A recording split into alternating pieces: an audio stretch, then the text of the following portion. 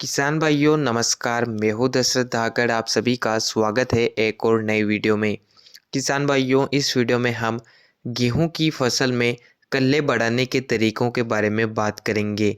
गेहूं की बुवाई के बाद 30 दिन के बाद अगर आप गेहूं में कुछ ज़रूरी काम कर लेते हैं, निश्चित तौर पर गेहूं की बढ़वार ग्रोथ अच्छे से होती है, पौधा हरा भरा बना रहता है और एक पौधे में ज़्यादा से ज़्यादा कल्ले निकलते हैं और किसान भाई गेहूं की खेती से ज़्यादा उत्पादन ले सकते हैं।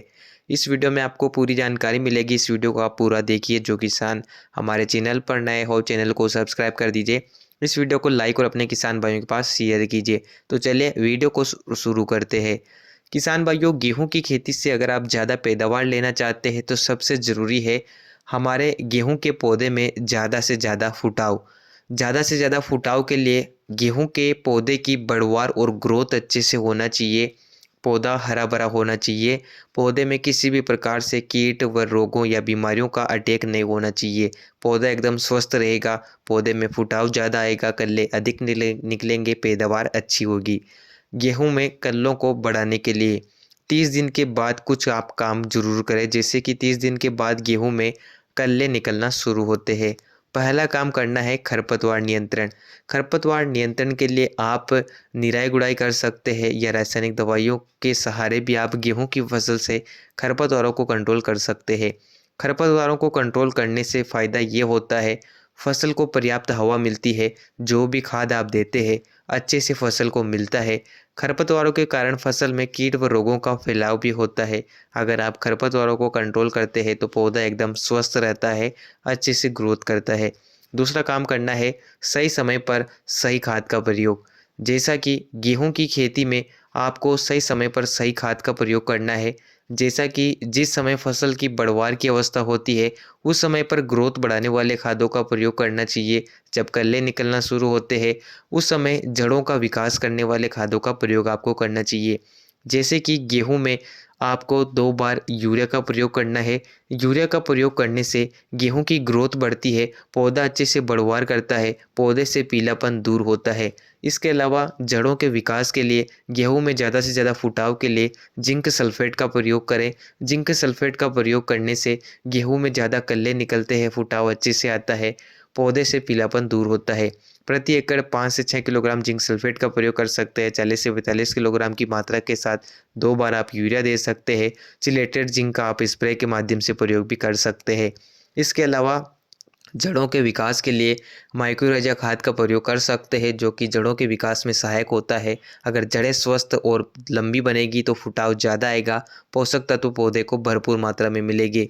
इस प्रकार से सही समय पर जिस खाद की पौधे को आवश्यकता है उस खाद का प्रयोग आपको करना है। इसके अलावा तीसरी चीज़ आती है सिंचाई।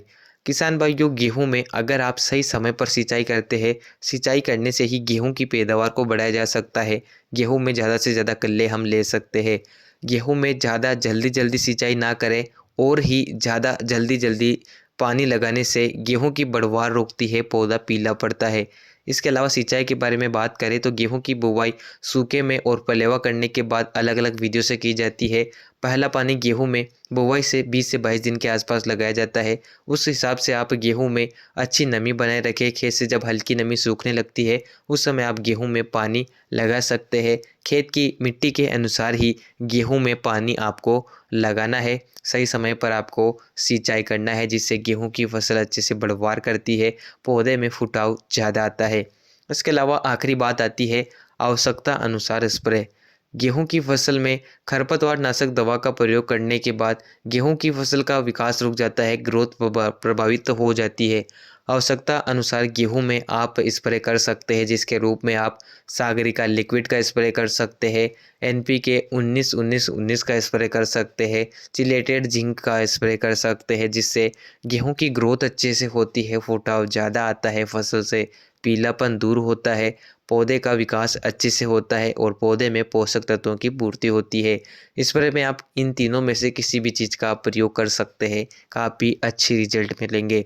इसके अलावा वैरायटी के अनुसार गेहूं की अगर आप बुवाई करेंगे तो ऑटोमेटिक ही बिना खर्चे में गेहूं का ज़्यादा से ज़्यादा फुटाव आएगा। जैसे कि जिन वैरायटियों में कम फुटाव आता है उन वैरायटियों की सघन बोवनी करें। जिन वैरायटियों में ज़्यादा फुटाव, ज़्यादा कल्ले निकलते हैं उनकी सघन बोवनी आप ना करें।